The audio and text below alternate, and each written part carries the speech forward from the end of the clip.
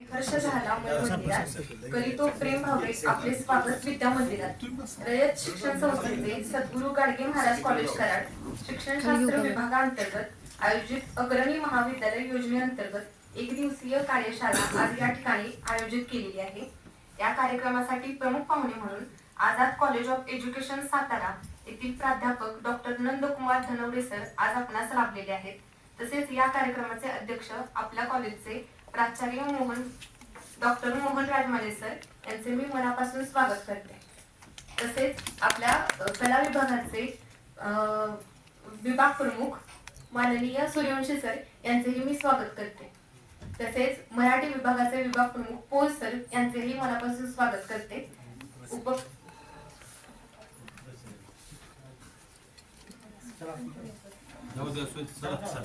शिक्षणशास्त्र विभागाचे विभाग प्रमुख वनबट्टे सर यांना विनंती करते की त्यांनी प्रमुख पाहुण्यांचा परिचय करून द्यावा. नाईक सर या की इकडे या की नाईक सर या अहो या ना माणसं नाही ती वरी.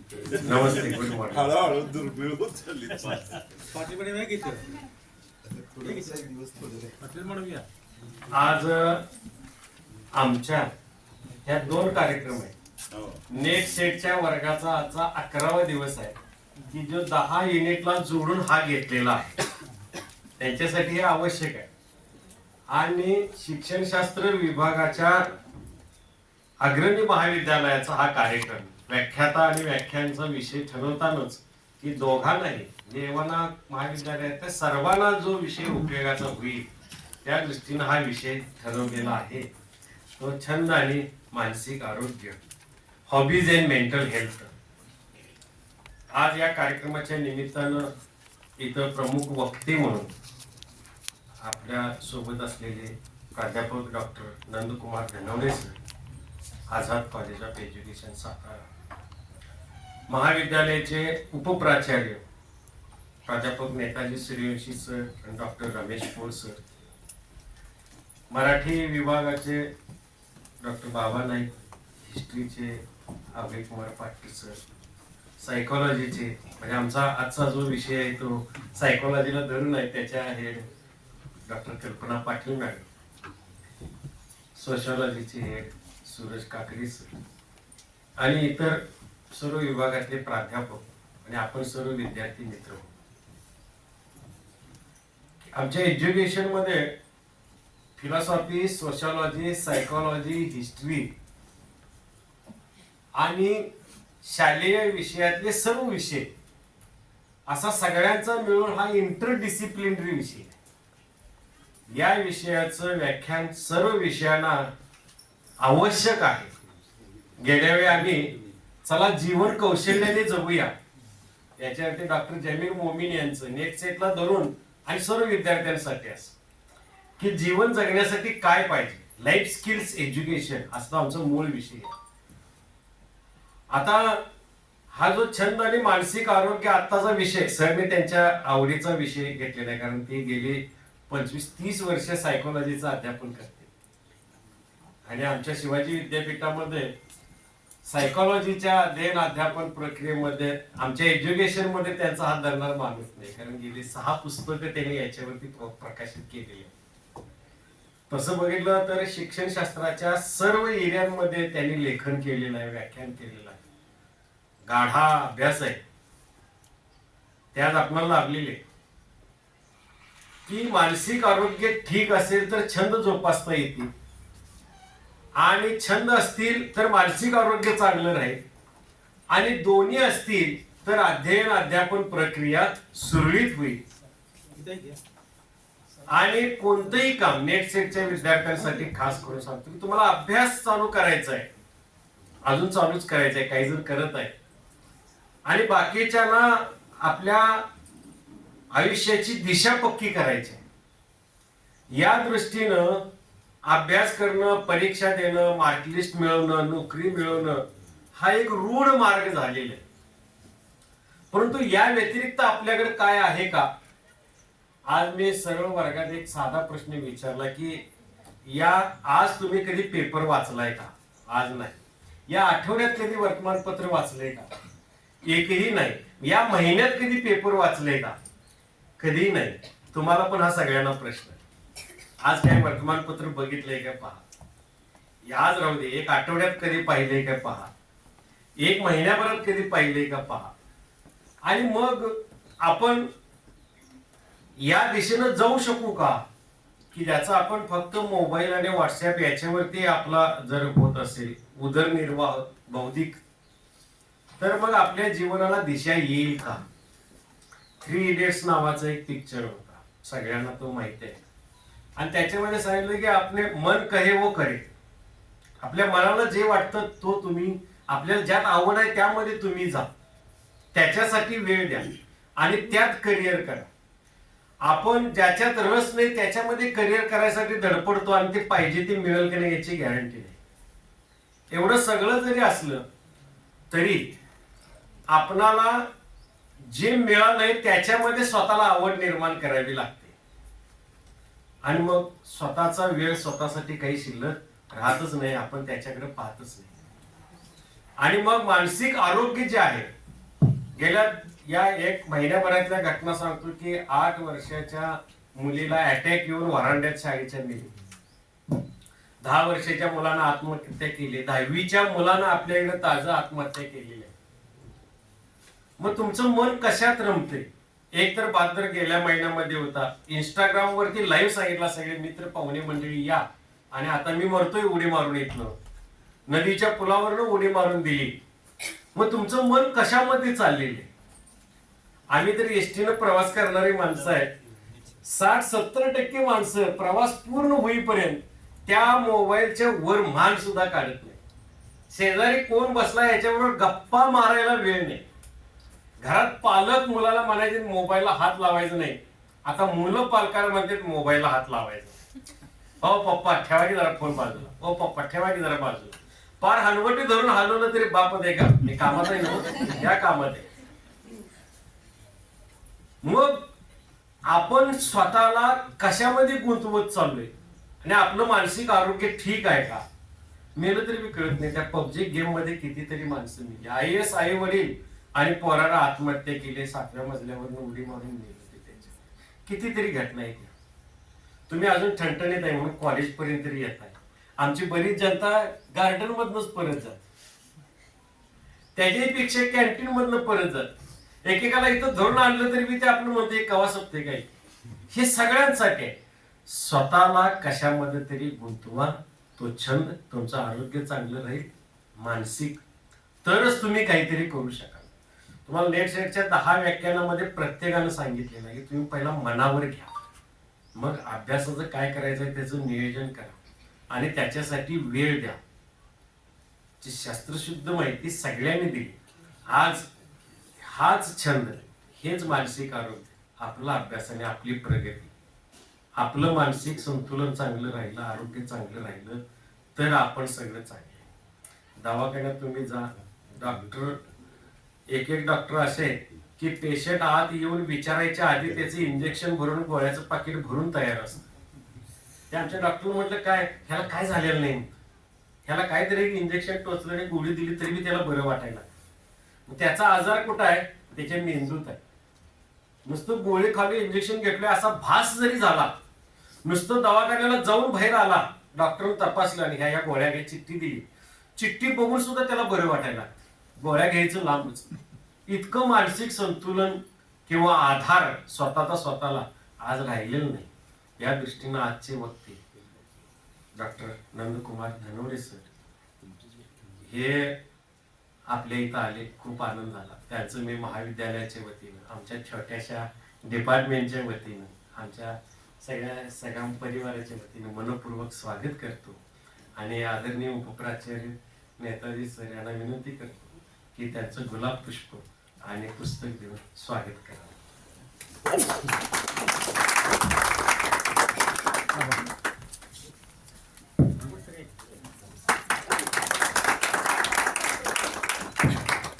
स्वागत संपन्न होत आहे. यानंतर वनभट्टे सरांना विनंती करते की त्यांनी सूर्यवंशी सरांचे गुलाब पुष्प देऊन स्वागत करावे आणि उपस्थित सर्व सरांचे स्वागत करावे.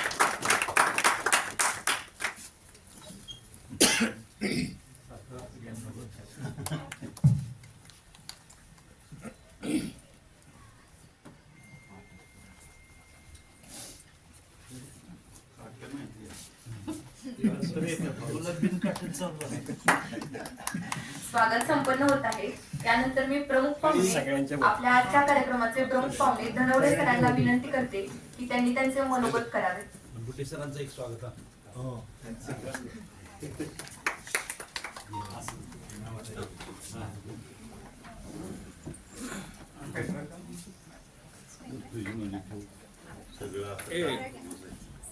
नम्रता पेन ड्राईव्ह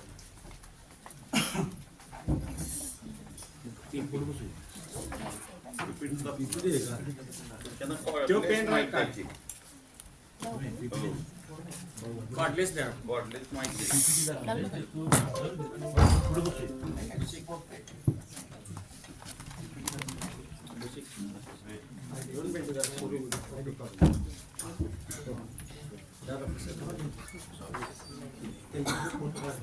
हे नम्रता पण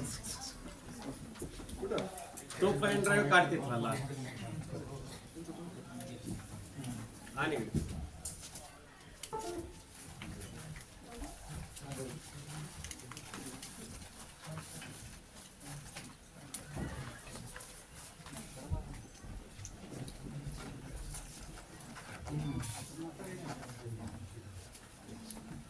सहीचा कागद दिलाय काय कागद दिलेला आहे त्याच्यावर सही करा सगळीकडे फिरू द्या.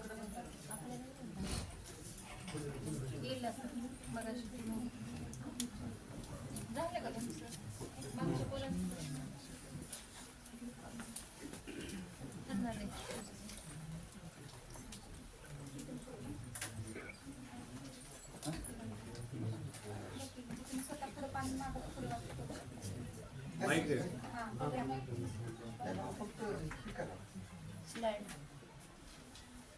नेक्स्ट करतो फक्त हे करा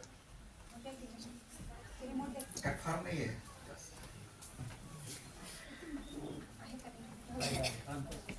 आज एसजीएम कॉलेजमध्ये लीड अंतर्गत कार्यशाळा आहे. या कार्यशाळेचे व्याख्यानाचं अध्यक्ष आमचे मित्र सूर्यवंशी सर, ज्यांनी ऑर्गनाईज केलं ते आमचे सहकारी आणि मित्र डॉक्टर कुंबटे सर, इतर डिपार्टमेंटचे पोळ सर आहेत, कसबे सर आहेत, पाटील सर आहेत, पाटील मॅडम आहेत आणि सर्व विद्यार्थी बंधूंनो. आज ॲक्च्युली आता काय झाले तर मानसिकता, कारण तो विषयच तो आहे, त्यामुळे मला माझी मानसिकता तुम्हाला सांगतो, म्हणजे त्या दृष्टीनं तयार राहील तिथं. आमच्या काल आणि परवा आमच्याकडं राष्ट्रीय कार्यशाळा होती, त्याचं कन्व्हिनर मीच होतो. जवळजवळ 110 पार्टिसिपंट्स आलेले होते आणि त्याच्या सगळे तर रात्री मी त्यामध्ये 8 वाजता पोहोचलो सगळं आटपून. आणि आज रात्री परत फोन झाला आणि म्हटलं की फायनल आहे. आणि काल रविवारी काम केल्यामुळे आम्ही आज त्याची पर्यायी सुट्टी घेतली. सुट्टी दिवशी आम्ही काम करतो, म्हणजे माहीत असावं तुम्हाला की आपल्या रयतचं कल्चर आहे की त्याचा विषय इकडे घ्यायचा नाही.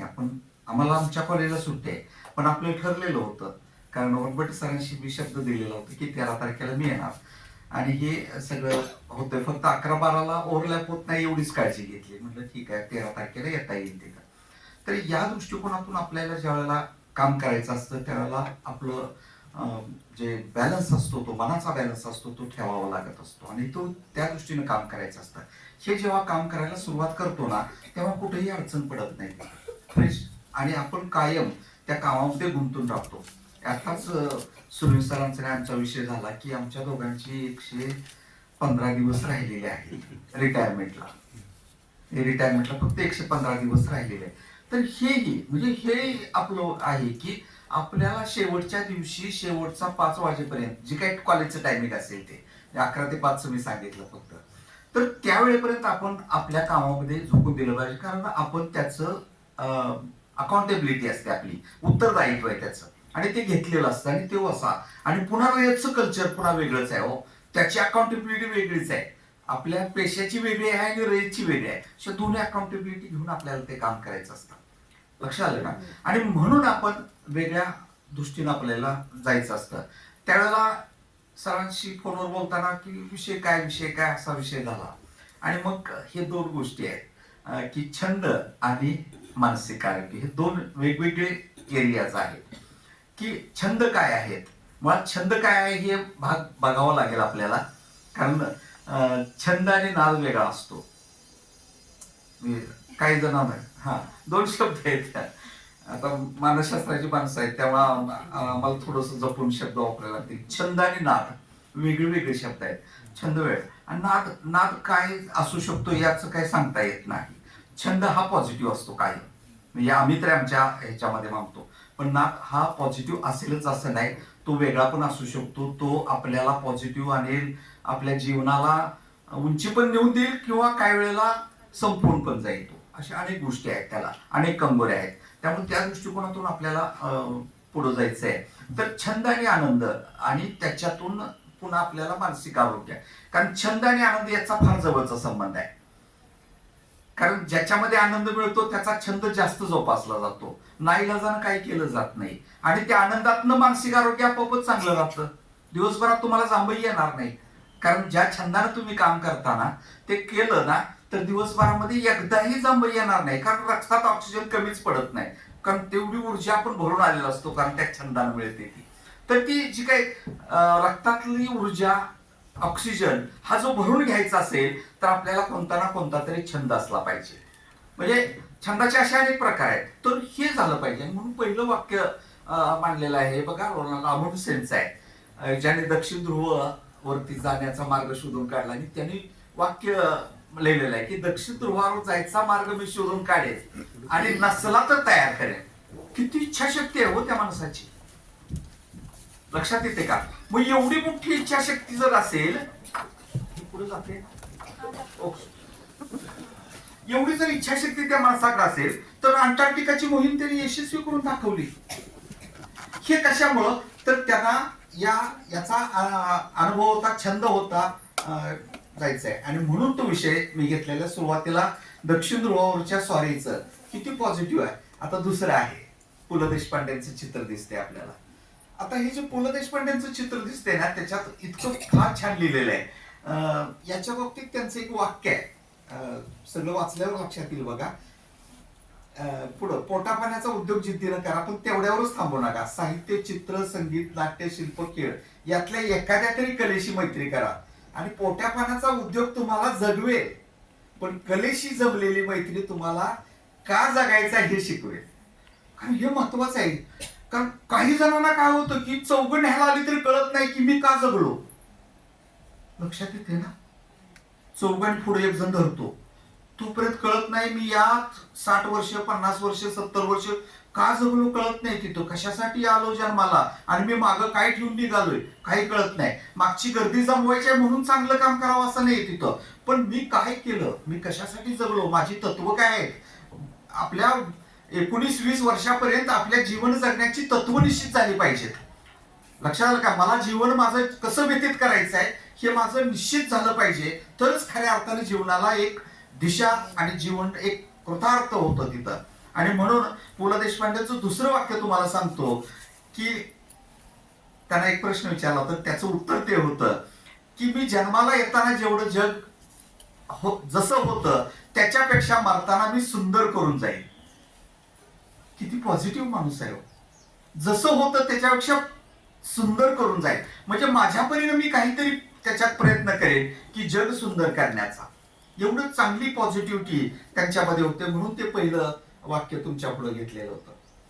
आता हे छंदाचे अर्थ आहेत, अर्थात हे शाब्दिक अर्थ आहेत, आणि मग आपण त्याच्यातलं घ्यायचं आहे की फावल्या वेळेत स्वतःच्या आनंदासाठी काही आपण केलेलं असतं.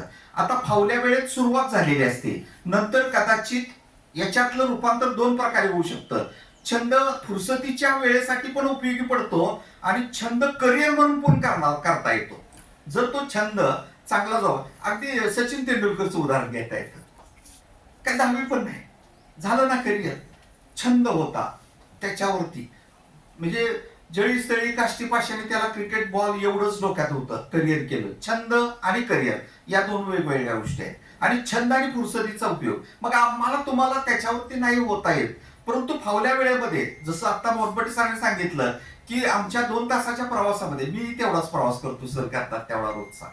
हा, तर तेवढ्या वेळामध्ये जर प्रवासातले 80% जर वेळ त्या स्क्रीनवरती घालवत असतील तर हा फुरसतीच्या वेळेचा सदुपयोग आहे का दुरुपयोग आहे मला माहित नाही तिथं, बरोबर आहे. परंतु एवढा वेळ त्याच्यावरती घालवणं बरं नाहीये, ते इतकं बरं नाही तिथं. आणि हल्ली काय झालंय की कोणती ना कोणती तरी स्क्रीन समोर असावीच लागते हो सारखी. आता मी पण तुमच्या समोर लावलीच, कोणती मग टीव्हीची असेल, मोबाईलची असेल, आणि कुठली पण असेल, ते लॅपटॉपची असेल. ते IT वाली तर शनिवार रविवारी कोंडून घेतात स्वतःला, नको म्हणतात काय बास. एकदा तो शुक्रवार रात्री त्याचं लॉग आउट झालं ना, सोमवारी जेव्हा उठून ते लॉग इन करतात. 2 दिवस काही सुद्धा नाही बघा, बाहेर कुठं नाही, इतकं ते पिळून मेंदू घेतलेला असतो. कारण त्या स्क्रीननं सुद्धा त्याला हे येतं, थकवा येत असतो तो. तर पण झालंय काय, स्क्रीन शिवाय आता सध्या पर्याय पण राहिला नाही. पण आपण स्क्रीन टाइम आपला किती ठेवायचा, काउंट होतो स्क्रीन टाइम. हा स्क्रीन टाइम आपण किती काउंट आपला त्याचा ठेवायचा हे आपण ठरवलं पाहिजे तो. आणि म्हणून वेळ न घालवता तरुण वयातल्या मुलांनी जर घालवला तर नाही उपयोग तिथं. APJ अब्दुल कलामांनी सांगितलं की 2020 समृद्ध भारत होईल. नाही झाला, आपण 24-25 निघालो, नाही झाला. का झाला नाही, तर त्यांचं एक होतं की त्यावेळेला सगळ्या तरुणांचा, जगातल्या सगळ्या तरुणांचा देश हा भारत असेल आणि तरुण काय करू शकतात हे त्यांना माहित होतं. कारण त्यांचा काळ जो उभारतीचा काळ होता तो वेगळा काळ होता. त्यावेळेला आमच्या काही विचारवंतांनी सांगितलेलं होतं की तरुणांच्या ओठावरचं गीत सांगा, मी तुमच्या देशाचं भवितव्य सांगतो. हा काळ होता तो. म्हणजे त्या ओठावर गीत कोणतं आहे ते महत्वाचं आहे. म्हणून 23व्या वर्षी इन्कलाब जिंदाबाद हे गीत होतं भगतसिंगाच्या तोंडात हो. म्हणून समृद्ध किंवा स्वतंत्र भारत झाला.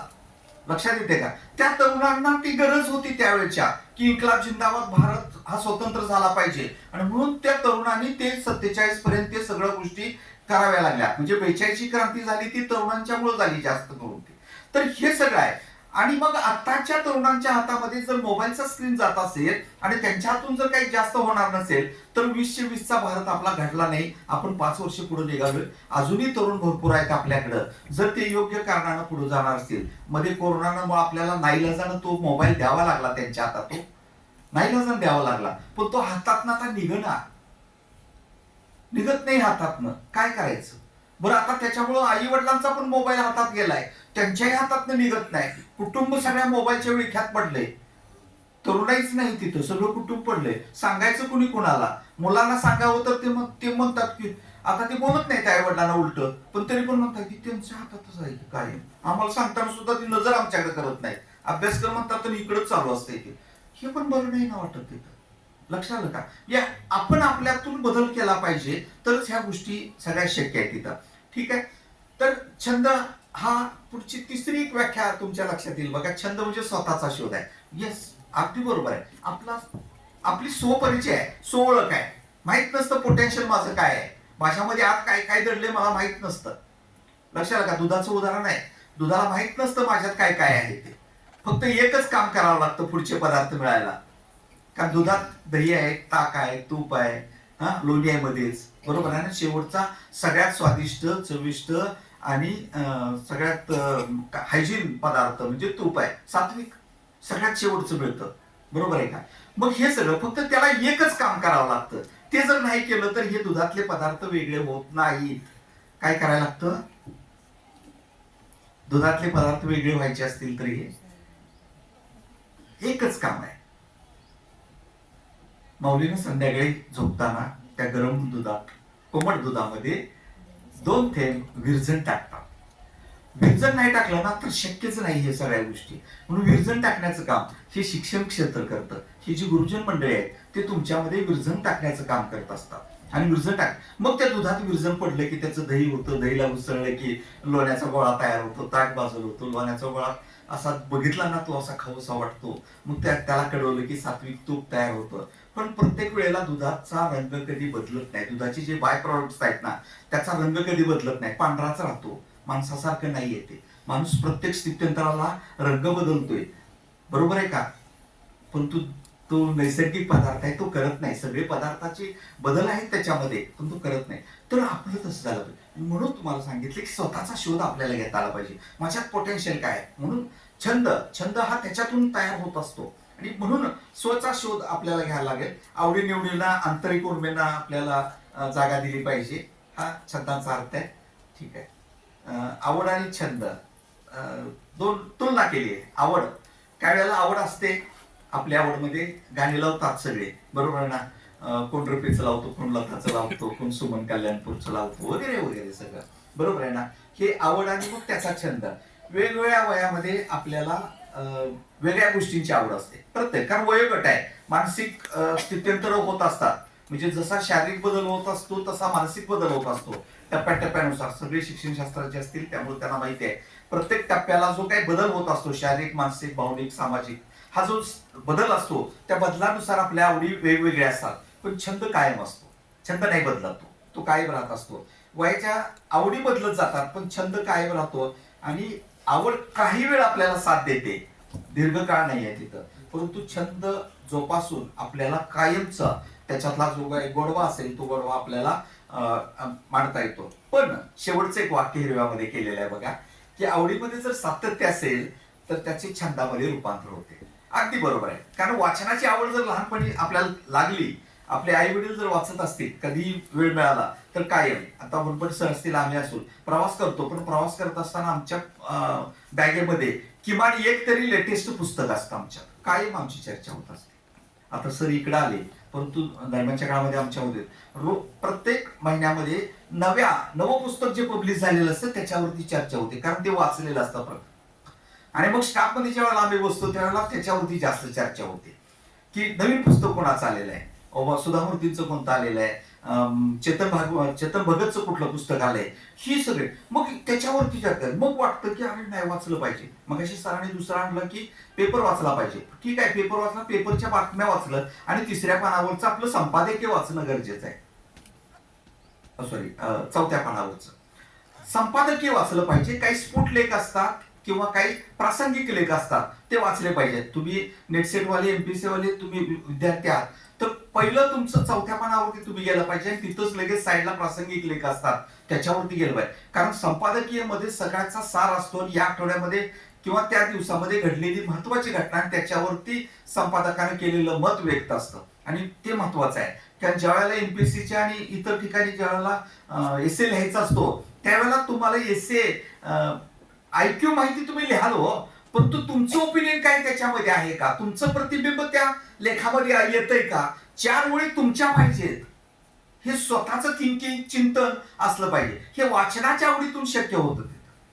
आम्ही लहान असताना वाचायचो. कसं वाचायचो माहितीये का, सुट्ट्या आम्हाला लाईट पण नव्हती, म्हणजे सूर्यसर वगैरे आमचा सगळा काळ होता तो. घरातील लाईटी नसायच्या, दिवसा वाचायचो भरपूर.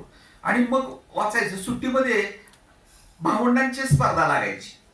एक पुस्तक असायचं आणलेलं वडिलांना, काय ग्रंथालयातलं असेल, शाळेतलं असेल कुठलं, तर भाऊ कधी झोपतोय आणि त्याच्या हातातलं पुस्तक बाजूला कधी पडतोय तोपर्यंत जागा राहायचो आम्ही.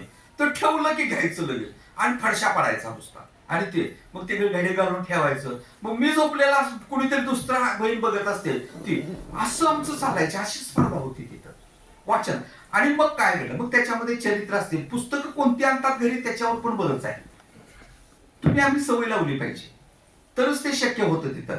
आणि मग चरित्रात्मक असतील, आत्मचरित्रात्मक असतील, प्रवास वर्णन असतील, याच्यातून माणूस घडत असतो. तो लक्षात आलं का, वाचनाने घडतो माणूस. ज्यावेळेला कराडात 2005 ला साहित्य संमेलन झालेलं होतं संगमावरती, 2005 ला बरं का, म्हणजे 19 वर्षापूर्वीचं, 20 वर्षापूर्वीचं, जानेवारीच महिना होता. येस, अगदी बरोबर, जानेवारी महिना होता. वाचनाने घडतो माणूस याच्यावरती परिसंवाद होता. इंद्रजित भालेराव, त्यानंतर प्राचार्य चैतन्याचे सांगते पाटणे सर आणि मुंबईच्या एक लेखिका होत्या, तिघांचं वाचनाने घडतो माणूस. काय सुंदर सांगितलं होतं. त्यातलं एक उदाहरण सांगतो. आता तुम्ही कराडात राहता म्हणून तिथं विरंगुळा बंगला बघितलाय? विरंगुळा बंगला यशवंतराव चव्हाणांचं जे राहतं घर आहे ते आता ग्रंथालय म्हणून ते कधी स्टँडच्या जवळ आहे, कधी जाऊन बघा. फार पुस्तकं आहेत, फार त्यांच्या स्मृती त्या ठिकाणी जपलेल्या आहेत. तर तिथं सगळे बरेच लोक, कारण पश्चिम महाराष्ट्रातला एक जाणता नेता आणि सुसंस्कृत असा नेता होता. आणि मग त्यावेळेला घरात आता कसं होतं की हॉल बघितला ना तर हॉलमध्ये टीव्ही, त्याचं पॅनल त्याचं वेगळं, कपाट एखादं शोपीस असतं वगैरे सगळं. त्यावेळेला चव्हाण साहेबांच्या घरात तरी तसलं काही नव्हतं, तरी पुस्तकांचं कपाट मोठ्याच्या मोठं होतं आणि भरपूर पुस्तकं होती. पत्रकारांनी एक प्रश्न त्यावेळेला विचारला होता की साहेब, तुम्ही साहेब म्हणायचे ना, सगळ्या महाराष्ट्राचे साहेब ते, साहेब तुम्ही हे सगळी पुस्तकं वाचलीत का हो? साहेबांनी थोडंसं शांत राहिल्याने म्हटले, मी नाही वाचली. मग एवढी पुस्तकं कशाला घेतले? पुढचा प्रश्न आपोआपच आला. अरे नाही, ज्या वेळेला आपण घरामध्ये फ्रीज आणतो, वॉशिंग मशीन आणतो, टीव्ही आणतो, त्यामुळं घराचं जे काही हे आहे ते घराला घरपण येतं, बरोबर आहे. पण ज्या वेळेला ही पुस्तकं घरात येतात त्यावेळेला घराला शांतपण येतं, आणि ते घराला शांतपण यायचं असेल तर घरात पुस्तकं पाहिजे, म्हणून त्यांनी सांगितलं होतं. आणि खरोखरीच त्यांचं कृष्णाकाठ वाचा, अनेक त्यांची लेखमाला वाचा, त्यांनी वेणूस लिहिलेली पत्र वाचा. वेणूस पत्र नावाचं पुस्तक आहे. परदेशात परराष्ट्रमंत्री होते त्यावेळेला रोज एक पत्र वेणूताईंना लिहायचे. फार सुंदर वर्णन आणि उत्कट भावनाची दोघांची जे काही बंद असतात ना नवरा बायकोचे, त्याच्यामध्ये उलगडतात. वाचल्यानंतर काटा येतो की नवरा बायको असावीत कशी आणि एकमेकाला सांभाळावं कसं, हे सगळं आहे. लक्षात आलं का? काही तारुण्याचे दिवस भांडण्याचे असतात आणि नंतर राहिलेले दिवस सगळे सांभाळण्याचेच असतात. एवढ्या गोष्टी आपल्याला फार, आणि ते चव्हाण साहेबांनी त्या वेणूस पत्रामध्ये सगळं सांगितलंय. वाचल्यानंतर लक्षात येतं की आपण घडतो, मला तसं काय करता येईल का? चव्हाण साहेबांच्या नंतर मला कारणामध्ये एखादं सुसंस्कृत नेतृत्व जर बनवायचं असेल तर तुमच्या आमच्या मातीत घडलेलं आहे हो. कृष्णा कोयनेच्या संगमावरती घडलेल्या या वांगी खाऊन आपल्या या संगमावरची मोठा झालेला ध्येय आहे तो. होतं ते, होऊ शकतं, वाचनानं घडतो माणूस. लक्षात आलं का? म्हणजे त्या परिसंवादामध्ये मला 19 वर्षापूर्वीचा परिसंवाद आठवतो. म्हणजे त्यावेळेला आम्ही आमची मुलं घेऊन त्या परिसंवादाला आलो होतो, विद्यार्थी घेऊन आलो होतो, आणि मग ते पटलेलं. आणि नंतर मग त्याच्यावरती आमची काही मतं मांडली गेलेली होती. हे सगळ्या गोष्टी घडाव्या लागतात. तारुण्यात हे सगळं शक्य होतं तिथं. लक्षात आलं? आणि म्हणून हे आपल्याला करावं लागत असतं.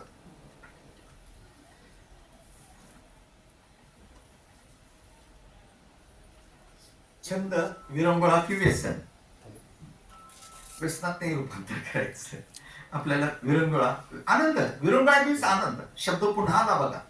चव्हाण साहेबांनी घराचं नाव विरंगुळा ठेवलेलं होतं. आलं की कसं एकदम छान सगळं गच्च भरलेलं घर असायचं. स्टँड विजय चौकापासून लेफ्टला गेले की लगेच इतकी गर्दी असायची. आम्ही कॉलेजला ज्या वेळेला होतो त्यावेळेला आम्ही कुठेही कधीही चुकवलं नाही चव्हाण साहेबांचे व्याख्यान. आम्ही याच गावात कॉलेजला होतो त्यावेळेला. कधी फार बोलणं आहे ना, फार मृदू आणि फार सुंदर. म्हणजे एखादा मुख्यमंत्री बोलतोय असं वाटायचं नाही कधी. एखादा साहित्यिक कसा बोलतो, सुसंस्कृत राजकारणी कसा बोलतो, हे सगळं वाटायचं. आणि म्हणून ह्या सगळ्या गोष्टी आहेत. तर हे पुढचं 2 नंबरचा पॅरेग्राफ बघा की कामाचा विचार जर डोक्यातून काढायचा असेल तर एखादा छंद असावा लागतो. कारण काही वेळेला कामात ताण येत असतो. कामात बदल ही एक रिफ्रेश असतो.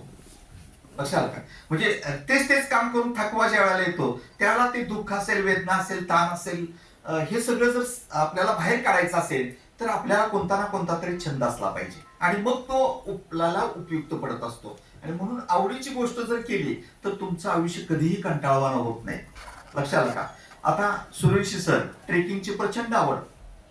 काय त्यांचा आम्ही फेसबुकला व्हॉट्सअपला स्टेटसला फोटो बघत असतो. आज कुठे निघाले, अजिंक्य झाला तर त्यांचा पाठच आहे, दगड त्यांना ओळखतो. लक्षात आलं का? परंतु ट्रेकिंग मध्ये त्यांनी जे केलेलं आहे ते काम फार मोठं काम. म्हणजे काम म्हणण्यापेक्षा त्यांनी त्यांचा पॅशन आहे, त्यांचा छंद आहे. भरपूर फिरतात ते, त्यांची गँग मोठी आहे, फार मोठी गँग आहे. आणि ते कायम असे हे जोपासण्याचं, विरंगुळा मिळवण्याचं काम आहे तिथं. हा, आणि मग जर छंदच नाही तर मग राहिलेला वेळ काय करायचा? बरोबर आहे ना? Empty mind is devil's workshop. मोकळं जे काय डोकं असतं ते सैतानाचं घर आहे. आणि मग सैतान काही करू शकतो, काही. बरोबर आहे ना?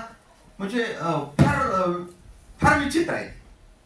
म्हणजे मन चिंती ते वैरीनं चिंती म्हटलं जातं.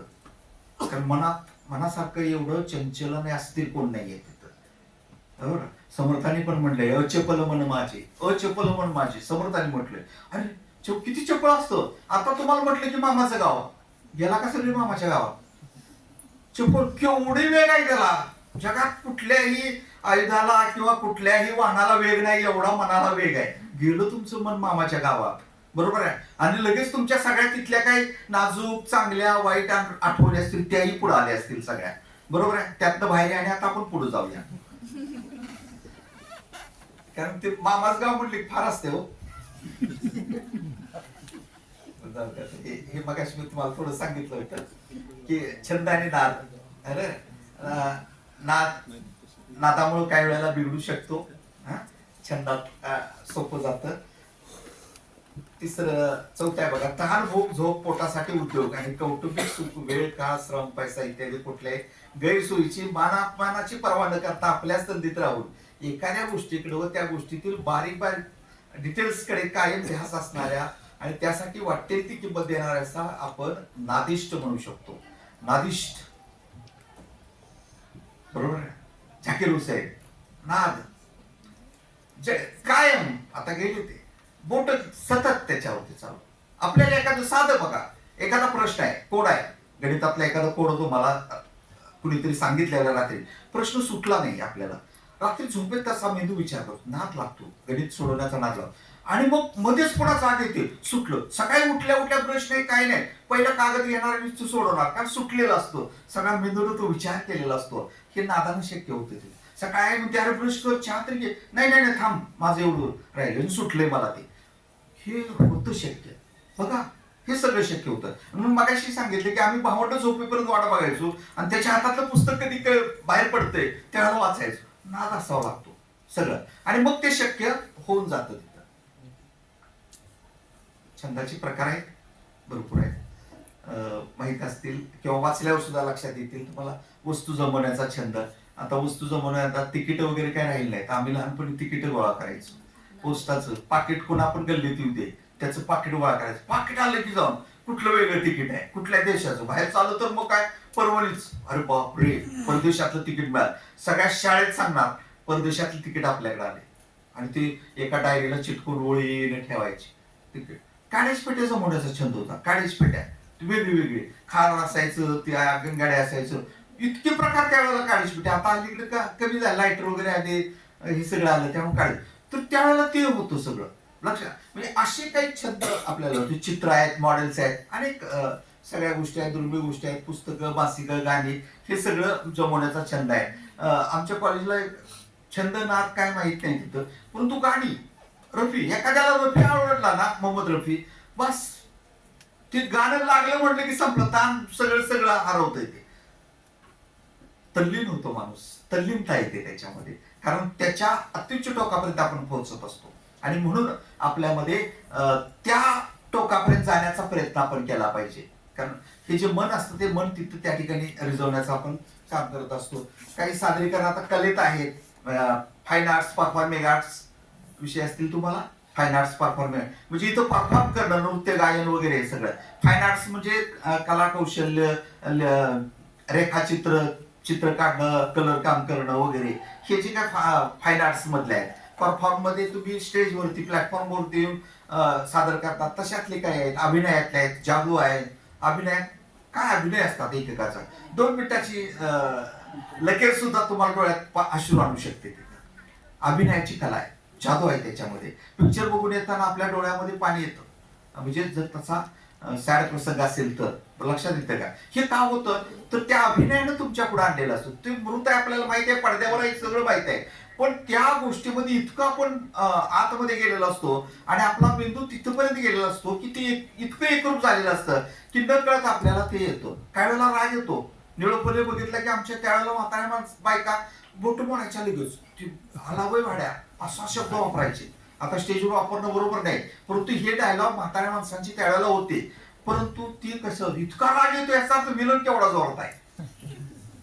पण प्रत्यक्षात तो माणूस फार देवगुणी, प्रचंड देवगुणी, समाजप्रिय. म्हणजे ऍक्च्युली ते प्रबोधनाचं काम करायचे, कलापथकात काम करायचे आणि सामाजिक कामामध्ये जास्त व्यस्त असायचे. म्हणजे दारूबंदी असेल किंवा गावामध्ये काही हुंडाबंदी असेल, हे जे काही सोशल प्रॉब्लेम्स त्या काळातले होते त्याच्या विरुद्ध काम करण्यासाठी कलापथक असायची, त्यात ते काम करायचे आणि त्यातून ते बघेल. मग विलनचा रोल पटला, पण विलन कसला अजूनही त्याची तोड आपल्याला घेता येत नाही, त्याला पर्याय देता येत नाही. म्हणजे त्यांचा जर आवाज ऐकला नाही, म्हणजे खरोखरच आम्ही ते थिएटरमध्ये ऐकलंय गावातल्या तंबूत, ते अशी बोटं मोडलेलं आला शिव्या द्यायला त्याला असं. म्हणजे एवढी ताकद त्या अभिनयात असते.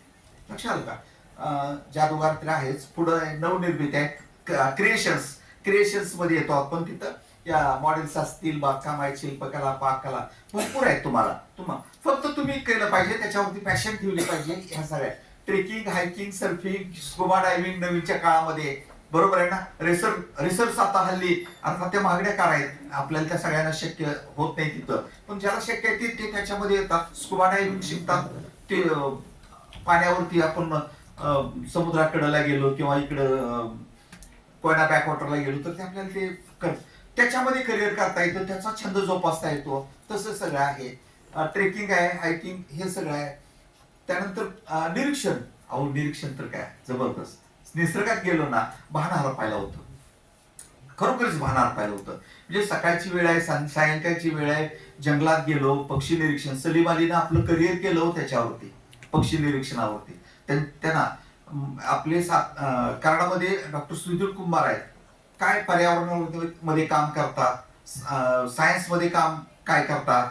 लक्षात आलं का? त्यांचं सर्वे ढेबोडेला असताना त्या रस्त्यावरती साप कधी मारायचे रात्रीच्या वेळेला वाहन गेले की, त्याचं काउंटिंग असायचं. प्रत्येक गावात त्यांनी एक स्वयंसेवक नेमलेला होता. रस्त्यावर साप मिळाला की मला सांग तेवढं, पक्षी जखमी झाला मला सांग. मी स्वतःच्या खर्चानं स्वतः डॉक्टर त्याला बँडेज करणार, त्याला काड्या लावणार आणि 2 दिवस सांभाळून त्याला पुन्हा सानिध्यात सोडणार. कितीतरी वेळा केले त्यांनी. जखमी पक्षाला त्यांनी जीवदान देण्याचं काम केलेलं आहे.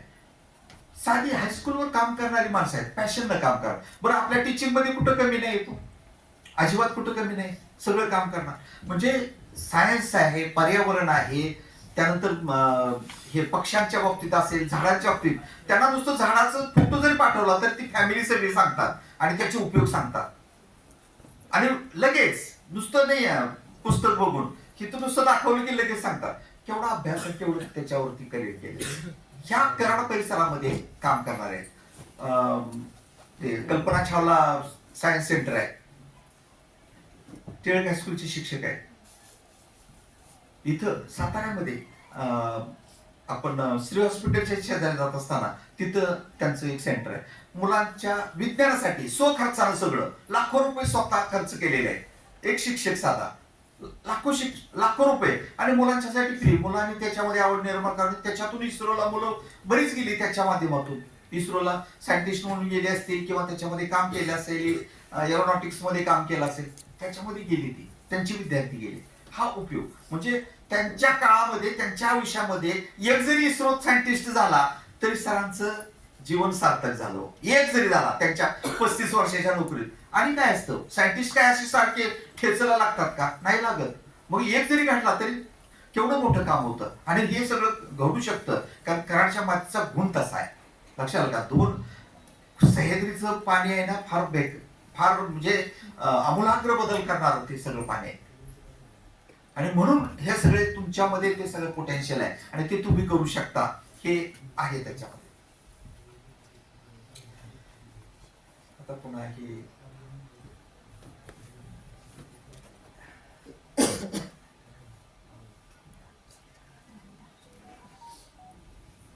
छंद काय करू शकतो, अजून मानसिक आरोग्याकडे थोडस यायचंय आपल्याला बरं का. छंद शीत घालवतो, स्वतःची ओळख करून देतो, आनंद निर्माण करतो, माणसं जोडतो बरं का. छंद समान पॅशनची माणसं एकत्र आली ना, सगळ्या जगातली गोळा होतात, सगळीकडची. आता पक्षी निरीक्षणात सगळे सलीम अलीला जोडणारे सगळे आहेत, सगळे लोक भेटतील तुम्हाला एकमेकाला. सर्पमित्र सगळे एकमेकाला भेटतील, कुठेही निघू दे साप एकमेकाला. कुठं भेटत आहे का, चल मी फोन देणार लगेच, मला तिथला नंबर, लगेच माणसं जोडली जातात. समजाल का? मारायचं नाही कधी सापाला. त्यानंतर करिअर होतं, त्याला निराशेला व्यसनाला लांब ठेवता येतं. एखादा मित्र आहे आपला, थोडासा बाजूला जातोय, काही वेगळं व्यसन करायला लागलाय, तर त्याला सुद्धा परावृत्त करण्याची ताकद ही आपल्या मित्राच्यात असते, आपल्या छंदामध्ये असू शकते. ताण हलका होतो, रिकामा फुरसतीचा वेळ उपयोगी पडतो, नवीन नवीन पैलू तयार होतात, दुःख विसरायला लावतात, लक्षात आलं का? आणि सृजन स्वतःतली क्रिएटिव्हिटी येतं, बरोबर आहे. संगीतकार नवीन राग, नवीन गाणं, नवीन चाल. खेबुडकरांनी किती गाणी लिहिली आहे? हजारोनी गाणी लिहिली. जगदीश खेबुडकर साधा शिक्षक, हजारोनी गाणी. आज मराठीचं कुठलं पण गाणं लागलं की गीत जगदीश खेबुडकर. काय नाही हो, हा माणूस काय तो दुबळा पतळा माणूस, काय लिहितो, काय ताकद आहे त्या शब्दामध्ये.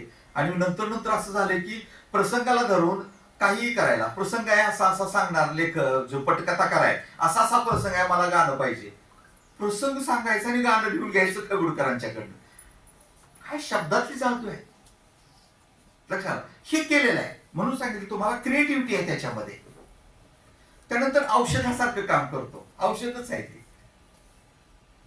ताण आलाय, पित्त झालंय, डोकं दुखते, घ्या ना पॅशन, वाजवायला ते हार्मोनियम घ्या जवळ, सगळं बाजूला, काही नाही अडचण. बाकीच्यांना त्रास होईल ज्याला आवडत नाही त्याला, परंतु आपलं तरी होतंय ना सगळं क्लिअर कट. लक्षात आलं का? दुसऱ्याला त्रास देणं आपला उद्देश नाही आहे, परंतु आपला त्यावेळेचा जो काही काम आहे, औषधासारखं काम म्हणून म्हटलं मी तुम्हाला, हे काम आपलं करत असतात. छंद तुमचं आयुष्य बदलू शकतो, हे बऱ्याच जणांच्या करिअर मधून आपल्याला लक्षात येईल. तर आता छंदात्मक व्यवसाय काय काय केलेले आहेत बघा. छंदात्मक केलेले व्यवसाय आहेत. सरिता सुब्रमण्यम स्वयंपाकघरात काम करणारी स्त्री, पण त्यात काम केलं, भरपूर काम केलं आणि नव्या नव्या रेसिपीज आणल्या. त्यांचे चॅनल्स, युट्यूब चॅनल्स बघा तुमचे, द बेकर्स नो. लक्षात, रोज नवीन काहीतरी, बेकिंग, ओनली बेकिंग. पुण्यात कयानी बेकरी आहे, कयानी कॅम्प एरिया. त्याची स्थापना आहे 1800 सालात. ईस्ट इंडिया कंपनी नव्हती तेव्हापासून. सकाळी लाईन लागते तिथलं प्रॉडक्ट घ्यायला. एक बेकरी आणि त्यांची बिस्किट आहे, सॉरी केक आहे, एक त्यांचा वेगळा केक आहे आणि एक बिस्किट आहे, 2 लाईन लागते. जर गर्दी असेल, म्हणजे आता सण असतील 31 डिसेंबर किंवा असे काय, तर 10:30 पर्यंत सगळं संपलेलं असतं, ते बंद करून जातात दुसऱ्या दिवशीच. काय नाही बेकरी एखाद्यावरती काय काम करू शकतो, म्हणून म्हटलं बेकिंग. तसं हे सुब्रमण्यम मॅडमनी तसं काम केलेलं आहे. बेकिंग मध्ये काय बदल आहे, काय चव आहे, काय चव पाहिजे लोकांना, ती देण्याचा प्रयत्न केलेला आहे. रोज नवीन, लक्षात आलं का? रोज नवीन आपल्याला का ऑर्किड कामच असली माणसं तुम्ही समोर ठेवा हो. काय आता पुरुष आणि जेवणामध्ये काम केलं, इडलीवरती त्यांनी पुस्तक लिहिलं, नुसत्या इडलीवर. इडलीची स्पेशालिटी आहे कामत, विठ्ठल कामतांची. ऑर्किड हॉटेल केवढं उभं केलेलं आहे. तुम्ही जर हायवेनं पुण्यातून पुढे निघाला बालेवाडीच्या तिथं, तर बालेवाडी तिथं ऑर्किड हॉटेल, म्हणजे तिथं IT कंपन्या 7-8 असतील त्या बिल्डिंग मध्ये, आणि पुन्हा हॉटेल एवढं मोठं केलेलं आहे. कशाचे जेवण केलं, वेटर, आणि त्याच्यातनं पॅशन, आणि पॅशन मधनं काम, चव कायमची दिली, आणि त्यातनं पुढे गेला करता येतं करिअर. म्हणून सांगितलं की छंदात्मक व्यवसाय. सीमा महाजन बॉटनीचे आहेत, पण त्या विकायच्या आहेत, तेवढ्या वेळेत काम केलेलं आहे. आणि मग त्यांनी पुढे आणले बघा. दिवाळीत किंवा इतर सणाला काय काय लागतं त्याची कामं चालू केली. वेगळं पंथी कोण पण दिलो, पण वेगळ्या आकाराची पंथी दिली. आणलं मार्केटला, घेऊया आपण. होतं दर दिवाळीला खरेदी करणारे माहित आहे, आणि सणावाराला पण इतर वेळेला होतं. ते हे सगळं त्यांनी तयार करण्याचं काम केलेलं आहे, आणि त्याच्यातून त्यांचं करिअर केलेलं आहे. विणकामातनं हे धायरीचे आहेत, महाबळेश्वर करून धायरी, वडगाव धायरी तिथल्या आहेत त्या. हे लांबची नाही येत ही सगळी माणसं. मॅनेजमेंटचा पोरगा आहे विनय निहालानी. नाव टाकून बघायचं बरं का, तुम्ही आता वापरताय, नाव टाकून बघितलं की लागतं. मॅनेजमेंट आहे, फोटोग्राफी चालू केली, आणि पुन्हा साहित्य. आता दोन्ही आणले त्यांनी एकत्र, आणि फोटोगिरी.com सगळे एका व्यासपीठावर आणलं. बरोबर आहे. आता स्विगी, झोमॅटो हॉटेल्स आहेत का त्यांची? त्यांचं एकही हॉटेल नाही. झोमॅटो 6 लाख पोरं रस्त्यावर आहेत आता, नुसते पदार्थ पुरवतात. मध्ये काय केलं, हॉटेलवाला आणि गिराईक ह्या दोन्हीच्या मध्ये काम केलं. एकही हॉटेल नाही त्यांचं. काय टर्नओव्हर आहे, 6 लाख पोरांना धंदा चालू केला. स्विगीनं तसंच केलं, उबरनं काय केलं, ओलानं काय केलं. स्वतःची टॅक्सी नाही, एकही टॅक्सी उबर ओलाची नाहीये.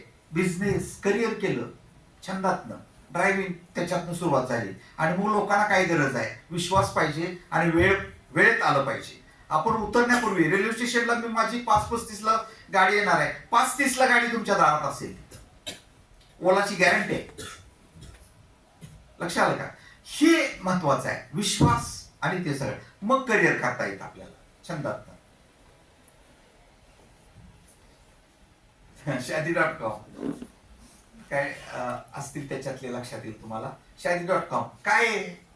त्याच्या घरात कोण नाही लग्नाचं झालं असेल तर एखाद दुसरं, बाकी त्यानं काम केलं. शादी कोण गरजू कोण आहे, वधूवर दोघं गरजू आहेत आणि मध्ये काम चालू केलं ऑनलाईन मध्ये. पूर्वी नुसतं लिहून घ्यायचे, लिहून घेऊन ते सगळं मध्यस्थी काम करायचे. त्यांनी शादी.com मध्ये आणलं. प्रचंड पैसा, 2,000 रुपये एंट्री फी. बरं दरवर्षी लग्नाला येणारे जाणारे वेगळेच आहेत की, त्यामुळे गिराईक काही तुटलेलंच नाही होत. बरोबर ना? तर हे सगळं पुढचं बघा. हे 2 माणसं आहेत, पेशा आणि डॉक्टर आहेत, BMS आहेत दोघं पण. अमोल कोल्हे आणि खाली कोण आहे, सलील कुलकर्णी. काय पॅशन शिकलं, बरोबर आहे, पण ते करिअर नाही केलं. छंद जोपासला बरं का त्यांनी. अभिनय, नुसतं अभिनय नाही, राजकारण पण केलं अमोल कोल्हेने. दोन्ही गोष्टी सांभाळल्या, बरोबर आहे.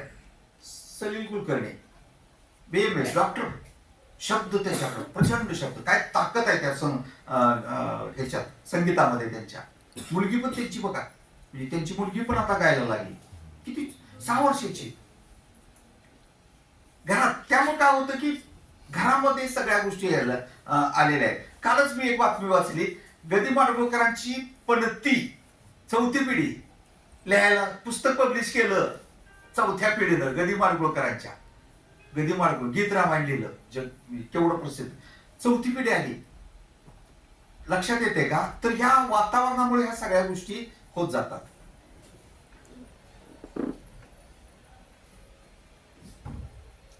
हे आलं नाही काय? नाही.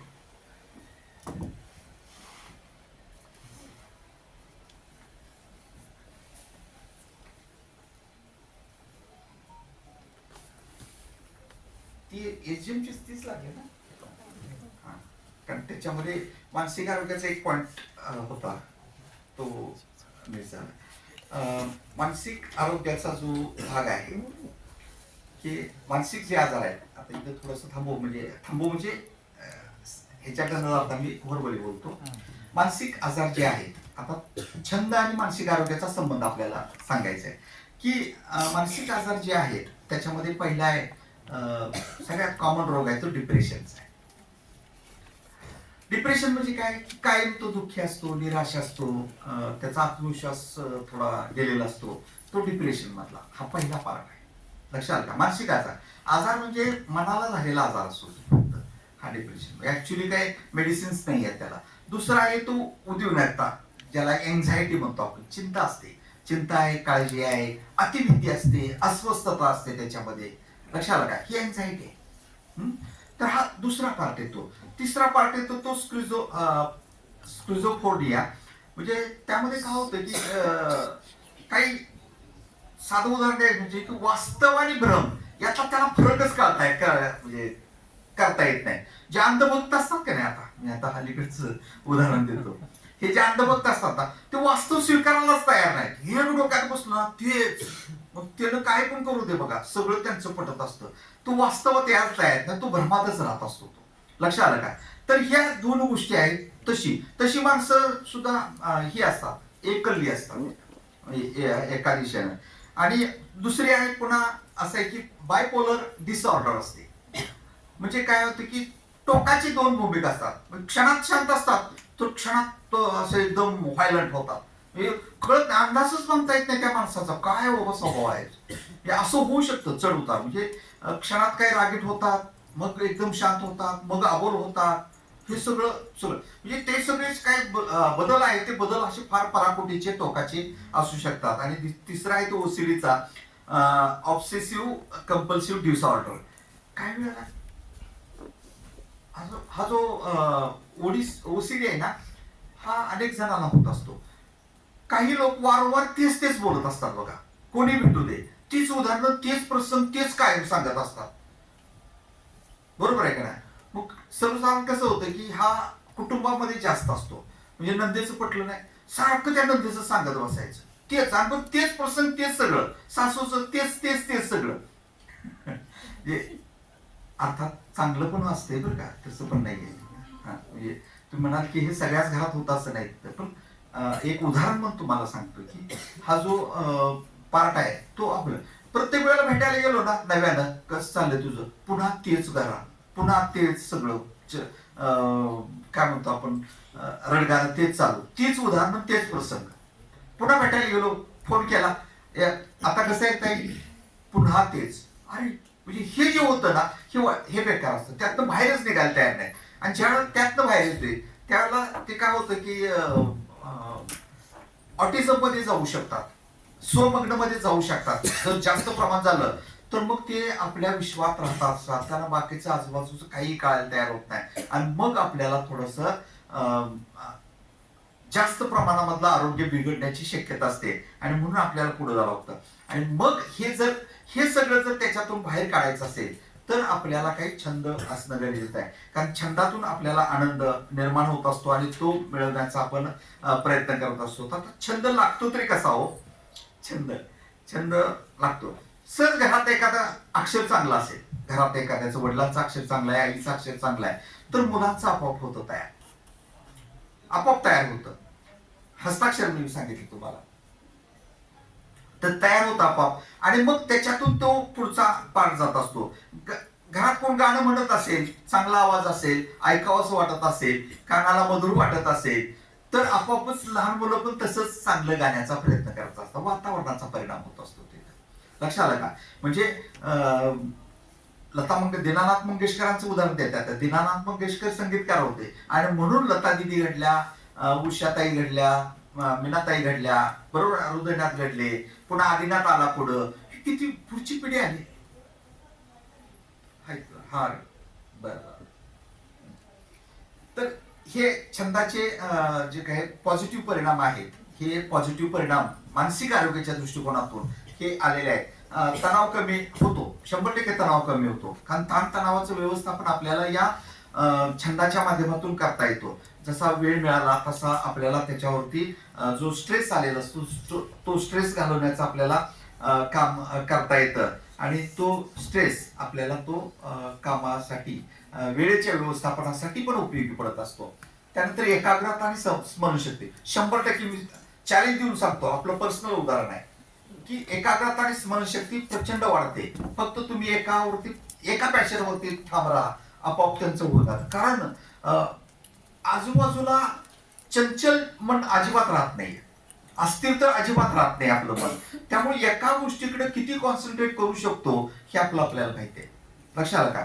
म्हणजे 10 तास ड्रायव्हिंग करणं हे कॉन्सन्ट्रेशन मुळे शक्य होतं तिथं. नाहीतर काय वेळेला काय होतं की 1 तास प्रवास झाला, थोडस पाय हलकं, चहा प्यावा आणि काय खायचं असेल तर खाणार, त्याने मग पुन्हा चालू. हे नाही, एकदा पॅशन स्वीकारले ना ड्रायव्हिंग, ओके चला पुढे जाऊया तिथं, हे जाता येतं. म्हणजे एखाद्या गोष्टीकडे आपल्याला पूर्णपणे वेळ घालवता येतो आणि एकाग्रता त्याच्यामध्ये वाढवता येते. स्मरणशक्ती 100% वाढवता येते. प्रयोग करून बघा स्मरणशक्तीचे. मेमरी टेक्निक्स मॅडमच्या ह्याच्यामध्ये आहेत, तर ह्या टेक्निक्स वापरा तुम्ही स्मरण. आणि मग तुम्हाला आवडच लागते एकदा. लक्षात ठेवायची. किती जणांचे फोन नंबर पाठ आहेत? आपला स्वतःचा असतो, पण घरातले जर 4-5 सदस्य असतील तर सगळ्यांचे पाठ पाहिजेत आपले किमान. पूर्वी असायचे आमचे, आता ते नाही ना. लगेच सर्चला लावतोय. काय फार तर मुलाचा, मुलीचा, बायकोचा, वडिलांचा एवढी आठवण तेवढे आपण आठवतो. ते पण शेवटची 4 डिजिट टाकले की येतं ते आपोआप, म्हणून आपण ते करतो. हा, तर हे पण मेमरी टेक्निक्स ह्याच्यातून होत असतो. काही जण अजूनही धड 10 अंकी नंबर, मोबाईलचा नंबर पाठ सांगत असतात तिथं, सगळ्यांची, बऱ्याच जणांची.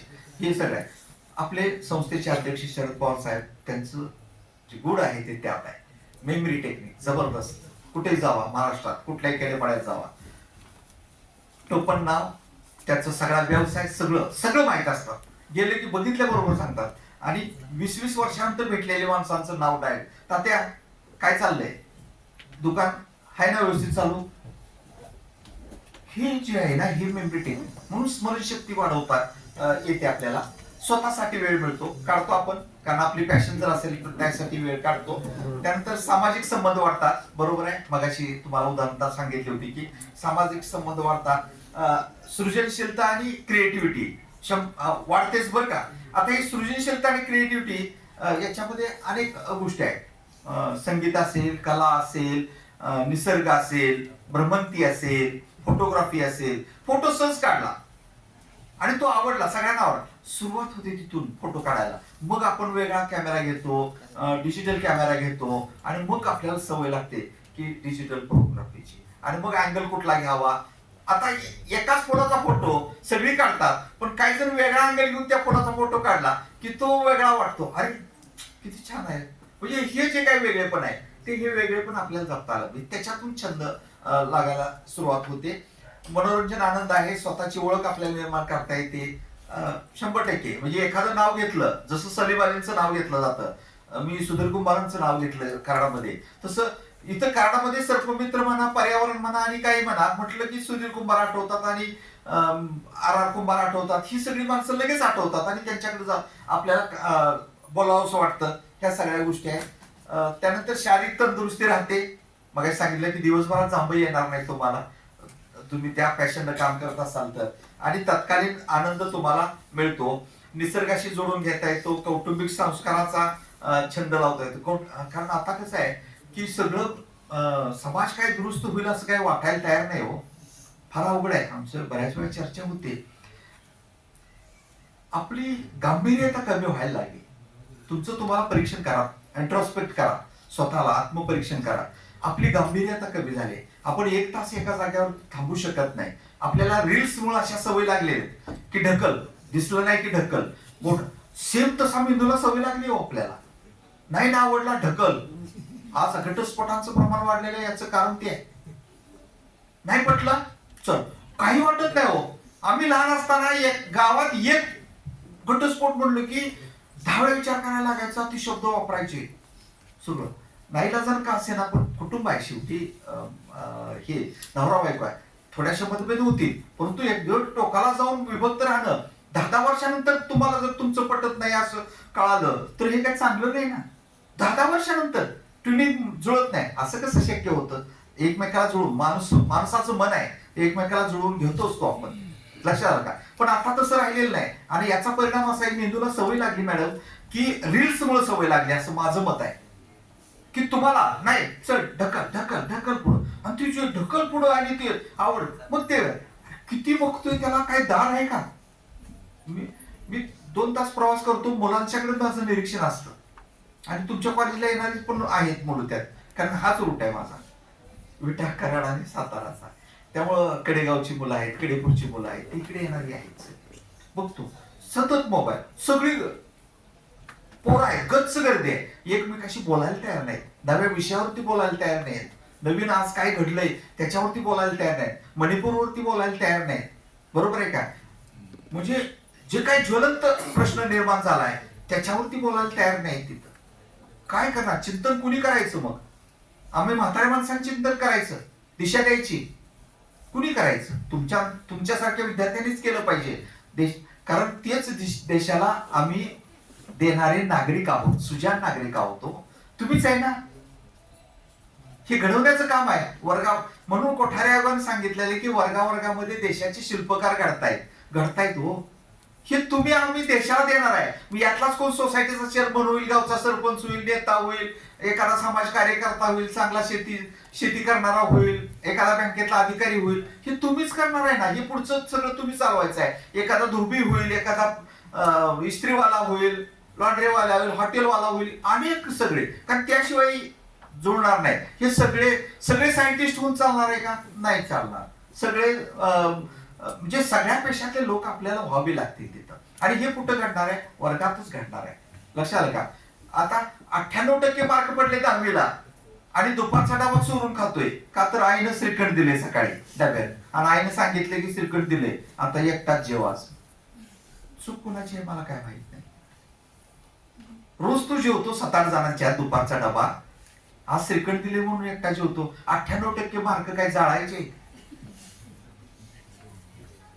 नाही उपयोग त्याचा. म्हणून वाटतं की श्यामची आई हरवल्या का? कुठं हरवल्या का श्यामची आई? पाहिजे श्यामची आई असेल ना तरच हे सगळं शक्य आहे. एक शाळेतला प्रसंग सांगतो आणि मग पुढे जाऊया आपण. पुढे जाऊया म्हणजे आलोय मी शेवटापर्यंत. मला माहिती आहे आता कुठं तुमचं चेहरे सांगायला लागेल की आता थांबलं पाहिजे. जवळ शाळेतला प्रसंग सांगतो की निकाल लागणार असतो आणि मुलगी वडिलांना म्हणते की आज माझा निकाल आहे, चला शाळेत. वडिलांना घेऊन जाते ती शाळेत. बघते तर थोडेसे मार्क कमी पडलेले असतात आणि मुलीला वाटते की कमी पडले. मग ती सारखी सांगत असते की मला थोडासा हा त्रास झाला, मला येत होतं पण हे राहिलं माझ्याकडून, ही वेळ मिळाला नाही, मला वाटलं हेच उत्तर आहे पण खरं हे उत्तर मलाही माहित होतं. असं सगळं वडिलांना सांगत असते समजावून. वडील हसत असतात, म्हणते अरे बाळा राहू दे राहू दे, असू दे असू दे, कमी पडलेत ना मार्क, राहू दे. मग पुन्हा म्हणते की माझ्या बाईंच्याकडे तक्रार तुम्ही का करत नाही, विचारा की त्यांना का कमी दिले मार्क म्हणून. तरी पण वडील म्हणतात राहू दे ना, तुला येत होतं ना, मग ते मार्क तू गृहीत धर ना, तेवढे मार्क तुला पडलेत असं समज. किती वडील समजावून सांगत होते छान. मुलगीला वाटायचं की बाईंना तरी सांगावं, बाईंना. मग बाईंच्याकडे तर मुलगी नाही हो, ती मार्क कमी पडलेत. मग आपल्याला चांगली आहे मुलगी ती, मग काय चांगले आहे, चांगले आहे म्हणजे काय? तर मग तिने विचारलं की काय करते? मग सांगितलं डब्यात रोज डब्याला तिच्याकडे रोज नव्या मुली असतात, म्हणजे नवे मित्र रोज गोळा करते. दुसरी गोष्ट आहे तिच्या कंपास मध्ये एक ज्यादा खोड रबर असतो, एक ज्यादा पेन्सिल असते, एक ज्यादा पट्टी असते. ती कशासाठी असते? तर रोज कुठल्या नाही कुठल्या मुलीला कमी पडतं ती पहिल्यांदा ती देते लगेच पेन. मग तिची भावना आहे तिच्याकडे. लक्षात आलं का? अजून काय करते ती? मग अशी तुम्हाला सांगितलं की कमी मार्क पडते, शाळेत कचरा करतेस का तू? काही चॉकलेट खाल्लं तर त्याचं रॅपर टाकते का तिथंच लगेच बाकाखाली? नाही. मग कुठे टाकतेस? डस्टबिन मध्ये. अगं चांगली आहेस ना तू. शाळेत काय शिकायचंय? 98% नाही, हे शिकायचंय, माणूस शिकायचंय, माणूस व्हायचंय. माणूस हा असतो की रॅपर माझ्या बाकाखाली नाही टाकणार मी. रॅपर कुठे टाकणार? माझं डस्टबिन असेल तिथंच टाकणार आहे. हे दार आहे, हे दार माझ्या घरचं दार आहे म्हणून मी लावणार आहे शिस्तीत. घरचं दार एवढं, एसटीचं दार जसं लावतो तसं घरचं लावतो का आपण? लावा की. एसटीला जेवढी ताकद आहे तेवढी अरे का? कशासाठी? जपतो का माणूस? कुणाला म्हणायचं माणूस? कशाला पाहिजे पहिला नंबर? जायचं आहे त्याला, नको पाहिजे त्याला, नको. हे घडवायचं आहे. हे नळ, आता एखादा नळ गळतोय समजा तुमच्या इथं पाणी पण नळ गळतोय दिसते आपल्याला, केला का बंद? करून या बंद. दिवसात एक चांगलं काम करा, माणूस घडवा. छंद लावा, एक छंद लावा की मी दिवसात एक तरी चांगलं काम करणार. छंद आहे तो.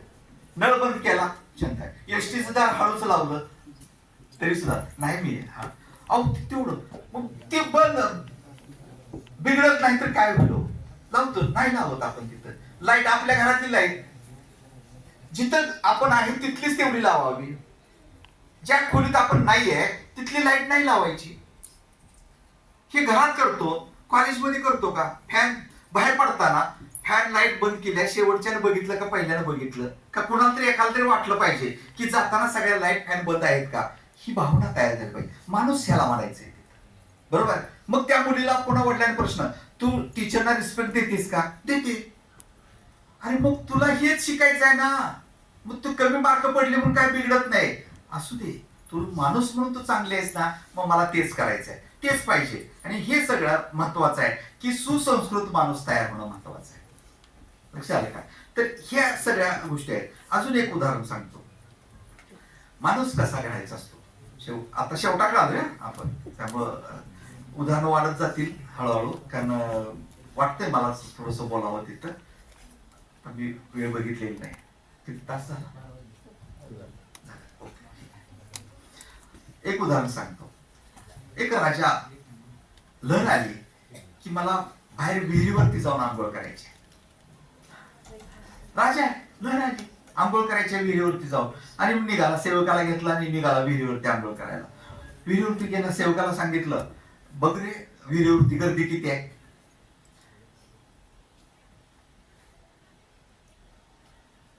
मग ते सेवक बघितलं सगळं, फार माणसं आंघोळीला भरपूर होते.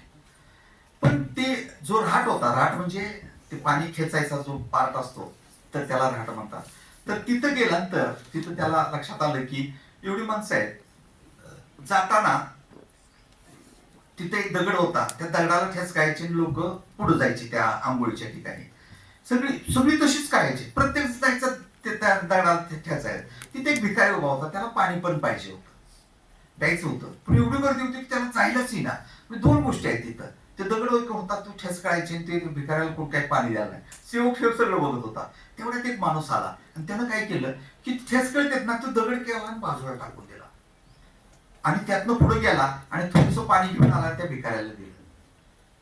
सेवक माघारी आला राजाकडे आणि सांगितलं एकच माणूस आहे म्हटले. राजाला लई आनंद झाला, अरे एकच माणूस, संपली आंघोळ की मला करता येते. लहर होती ना आंघोळ करायची. बिळातून बघितलं तर एवढी गर्दी, आणि मग सेवक म्हटला एकच माणूस आहे. सेवकाला बडवलं मारलं राजानं, आणि एवढं मारलं, सगळं मारून थकल्यावर विचारलं एवढा मारता तुझी एवढी माणसं आहेत मला तू खोटच का बोलला. तुम्ही काय विचारलं होतं, माणसं किती आहेत,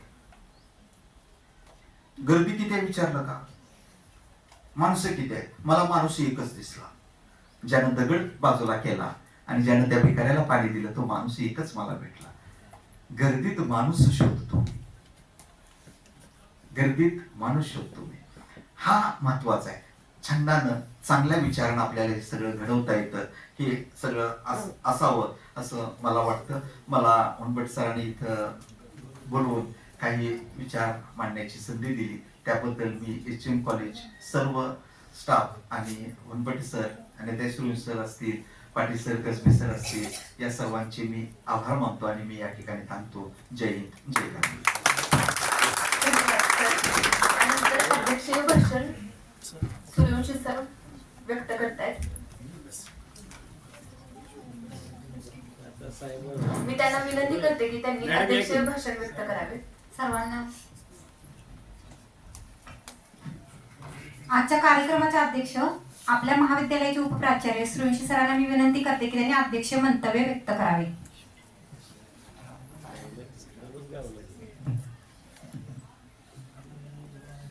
आपल्या महाविद्यालयातील शिक्षणशास्त्र विभाग या विभागाच्या वतीनं अग्रणी महाविद्यालय योजनेअंतर्गत एक दिवसीय कार्यशाळा. विषय या कार्यशाळेचा आहे छंद आणि मानसिक आरोग्य. या कार्यशाळेसाठी आलेले प्रमुख पाहुणे प्राध्यापक डॉक्टर नंदकुमार धनवडे सर, विभागाचे विभाग प्रमुख वनबट्टे सर, कल्पना पाटील मॅडम, कसबे सर, या ठिकाणी असणाऱ्या मिनशेकर मॅडम, काय शेजवळकर मॅडम, लाड मॅडम आहेत, होमसर मॅडम आहेत, गॅकबर्ड सर आहेत, त्या सरांचं नाव डोके सर, आणि आपण सर्व विद्यार्थी आणि विद्यार्थी. विषय तसा फार चांगला आहे. सरांनी मांडणी सुद्धा अतिशय व्यवस्थित तुम्हाला समजेल अशा शब्दामध्ये केली आहे. छंद नसणारा हा माणूस नाही. जी व्यक्ती जीवनामध्ये छंद जोपासत नाही ती व्यक्ती माणूस नाही. Just like as beast. प्राण्यांना कुठला छंद असतो का नाही? असतो. प्राण्यांना छंद नसतो कारण ते प्राणीच आहे. आपण संवेदनशील आहोत, आपल्याला मन आहे, mind, we have to mind. आणि म्हणून प्रत्येकानं आपल्या जीवनामध्ये छंदाचे अनेक प्रकार त्यांनी सांगितले. छंद खूप, जो आपण तयार करू तो छंद. एखाद्या विषयामध्ये, एखाद्या, कुणाला निसर्गाच्या सानिध्यात भटकंती करायचा छंद असतो, कुणाला प्रवास करण्याचा छंद असतो, हे जग इतकं विस्तीर्ण आहे, ओतप्रोत भरलेलं आहे, विविधतेनं नटलेलं आहे. जगामध्ये विविध स्थळ आहेत. आपला देश सुद्धा खंडप्राय देश आहे. आपल्या देशामध्ये तुम्हाला आश्चर्य वाटेल, दक्षिणेपासून ते उत्तरेपर्यंत एकही दिवस भागामध्ये कुठं पाऊस पडत नाही असा दिवस 365 दिवसात असतो. देशाच्या कानाकोपऱ्यामध्ये कुठं ना कुठं तरी पाऊस चालूच असतो. आपल्याकडे थंडी चालू आहे, काश्मीरमध्ये बर्फाचा पाऊस पडायला लागलाय. म्हणजे तर दक्षिणेला एकदम उन्हाळा आहे, उखाडा.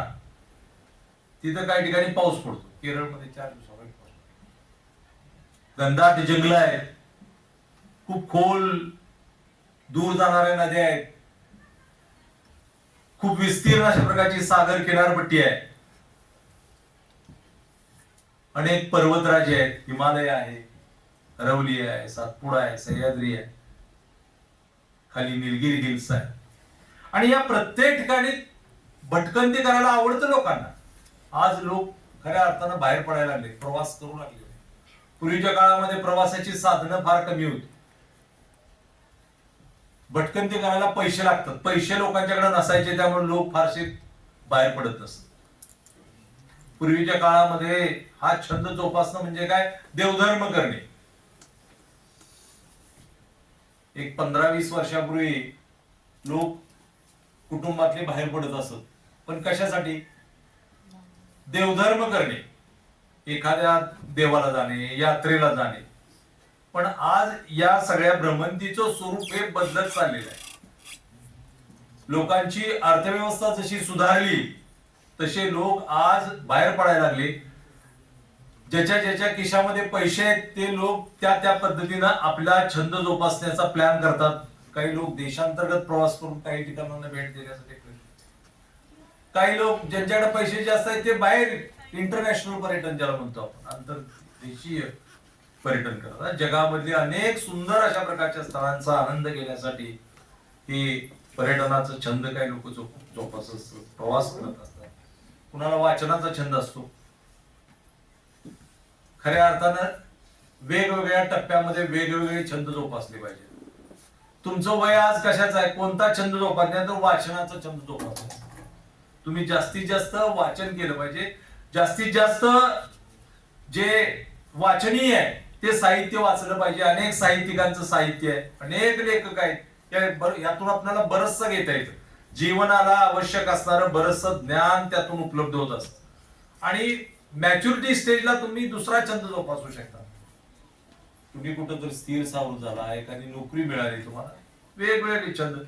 कुणाला चित्रकलेचा छंद असतो, अतिशय सुंदर अशा प्रकारची चित्र काढण्यात. कुणाला पर्यावरणामध्ये मुक्तपणे वावरण्याचा छंद असतो, पर्यावरणाची जोपासना. जगामध्ये सगळीकडे कार्बन उत्सर्जन सुरू आहे, तुम्हाला माहित आहे. आणि या पर्यावरणाचं कुणीतरी रक्षण केलं पाहिजे याची जाणीव असणारी सुद्धा लोक आहेत. ती ग्रेटा थॉर्नबर्ग, तुम्हाला माहित आहे, स्वीडनची एक छोटीशी मुलगी आहे, 8वी-9वी असणारी मुलगी. तिने सगळ्या जगाला आवाहन केलं, आमचं काय, आमच्या भविष्याचं काय. केवढी मोठी चळवळ तिने निर्माण केली. आज पर्यावरणासाठी ती युनोची दूत आहे. आज जगामध्ये पर्यावरणाचं रक्षण करण्यासाठी तिने आवाज उठवले. म्हणजे अशा पद्धतीनं आपण छंद जोपासता. निश्चितपणे चांगले छंद जोपासत असताना आपलं मानसिक आरोग्याची जी सांगड आहे ती सुद्धा अतिशय महत्वाची आहे. चांगले छंद ज्यावेळी जोपासतो आपण, चांगले छंद जोपासल्यानंतर आपलं मानसिक आरोग्य सुद्धा चांगलं राहतं. मानसिक आरोग्य जर चांगलं ठेवायचं असेल तर चांगले छंद, लवकर उठणं, लवकर झोपणं, चांगलं व्यवस्थित खाणं, निसर्गामध्ये फिरणं, आपल्या शरीराची मेंटॅलिटी व्यवस्थित ठेवायची असेल तर आवश्यक असणारा व्यायाम हा सुद्धा आवश्यक आहे. आपण दररोज एक 4 तास वाचन करत असू, एक अभ्यास करत असू 4 तास, तर किमान 24 तासामध्ये एखादा तास आपण आपल्या शरीरासाठी देणं अतिशय गरजेचं आहे. तर आपलं हेल्थ चांगलं राहील, आरोग्य चांगलं राहील. डॉक्टरकडे तुम्हाला जावं लागणार नाही. नाहीतर रातभर जागलाय, रातभर अभ्यास करतोय, दिवसभर खोकतोय, दिवसभर ओकतोय, काय झाले, ऍसिडिटी झाली, काय उपयोग आहे. याच्यासाठी व्यायाम हा अतिशय महत्वाचा आहे मानसिक आरोग्य चांगलं राहण्यासाठी. आणि म्हणून चांगल्या मित्रांच्या सानिध्यात राहा, चांगल्या मैत्रिणी जोडा. मित्र आणि मैत्रिणी हे सुद्धा तुम्हाला सांगतो जगण्यासाठी अत्यंत उपयुक्त असतात. त्यांच्या सानिध्यामध्ये जाणारा वेळ अतिशय चांगला जात असतो, हास्य विनोदामध्ये जात असतो. आपण सगळ्या जीवनामध्ये असणाऱ्या सगळ्या समस्या असतील, डिप्रेशन असेल, तर ते सगळं आपण त्या मित्रांच्या सानिध्यामध्ये आपण ते विसरून जातो.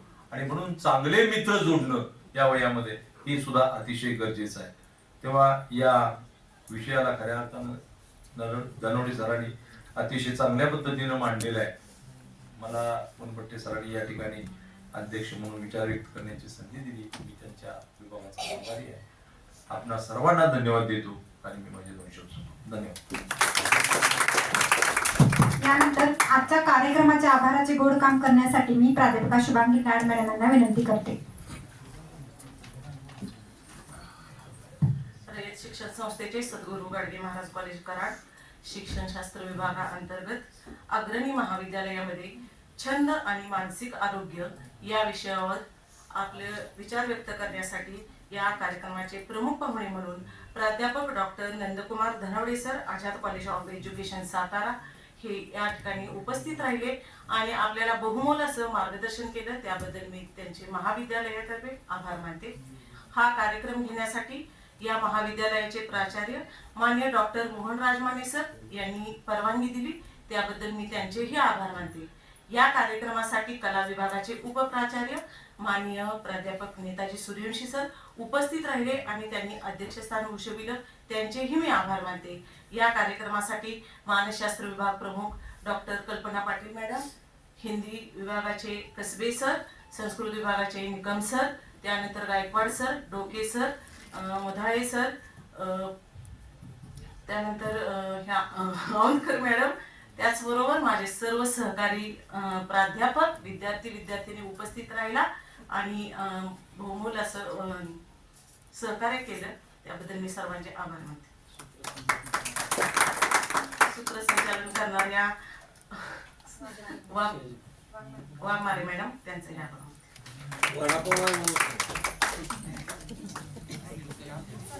हे इथंच बसा सगळे, बसा सर, खाऊ द्या इथे.